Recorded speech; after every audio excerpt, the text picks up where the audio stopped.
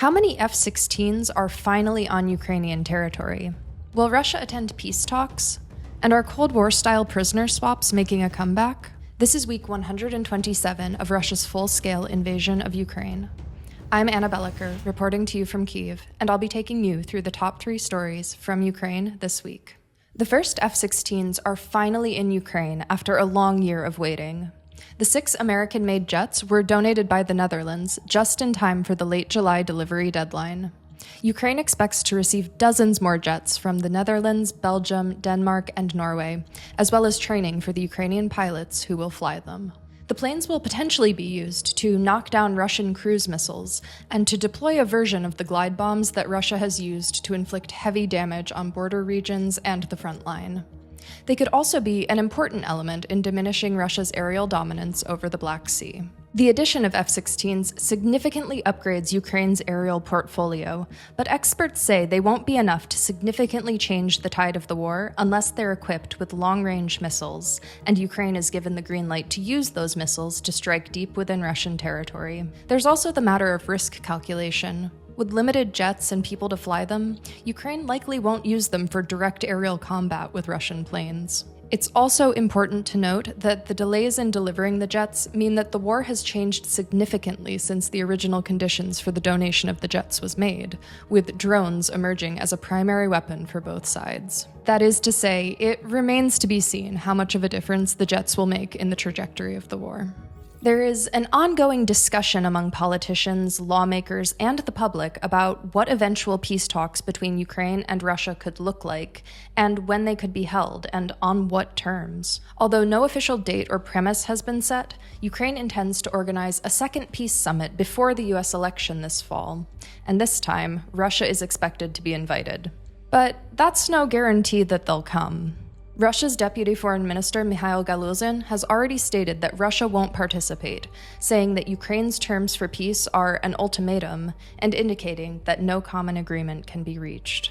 This echoes what we heard from Hungarian Prime Minister Viktor Orban after he met with both President Volodymyr Zelensky and Vladimir Putin to discuss the prospect of peace talks.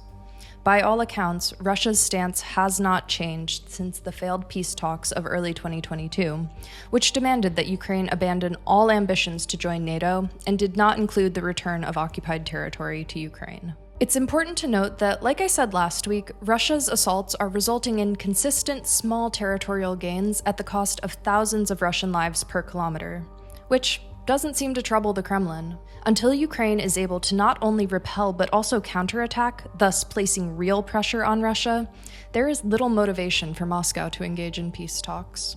Thursday marked the largest prisoner swap between Russia and Western countries in nearly a decade and a half, and certainly the largest since the start of the full-scale invasion, with 26 individuals exchanged. 10 prisoners were returned to Russia, 13 were taken to Germany, and 3 were released to the US. The swap saw the release of Russian and dual-citizen activists and journalists, as well as Wall Street Journal reporter Evan Gershkovich and former Marine Paul Whelan, who were both apprehended and charged with spying in 2018 and 2023, respectively.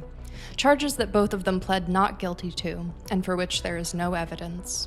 Some of these prisoners were in jail for years and were prominent members of the Russian opposition movement. Vladimir Kara-Murza and Ilya Yashin are both former peers of Boris Nemtsov, the dissident who was famously shot in front of the Kremlin in 2015, in one of Putin's most brazen demonstrations of violence against his detractors. Oleg Orlov is a 70-year-old human rights activist who was sentenced for discrediting the military this year. Kevin Leek was caught as a 17-year-old photographing a military site in the Caucasus earlier this year, and was held until his 18th birthday so that they could try and convict him as an adult. And Alsu Karmasheva, a journalist with Radio Free Europe Radio Liberty's Tatar Bashkir bureau, was arrested while visiting family under the pretense that she had failed to make her dual Russian-US citizenship known to Russian authorities on her trip. Other prisoners include associates of deceased Russian opposition leader Alexei Navalny, anti-war activists, and the German citizen sentenced to death in Belarus this year on charges of terrorism. These prisoners were freed in exchange for 8 Russian nationals who were held by the US, Norway, Slovenia, and Poland. Most notable among them was Vadim Krasnikov, who received a life sentence in Germany in 2021 for the murder of a Georgian asylum seeker who had fought against Russians in Chechnya. Germany determined that the murder was ordered by the Russian state. These kinds of exchanges are entirely about politics and diplomacy, which operate outside of standard international law. The Wall Street Journal, for whom Evan Gershkovich was working when he was arrested in Russia, says that the exchange was a demonstration by the Biden administration that cooperation with allies, in contrast with Donald Trump's more isolationist approach, is the better method of achieving diplomatic results. That's all for this week. We'll be back next Sunday with more news from Ukraine. Your support is what makes our work possible. If you enjoyed this video, please like and subscribe to this channel.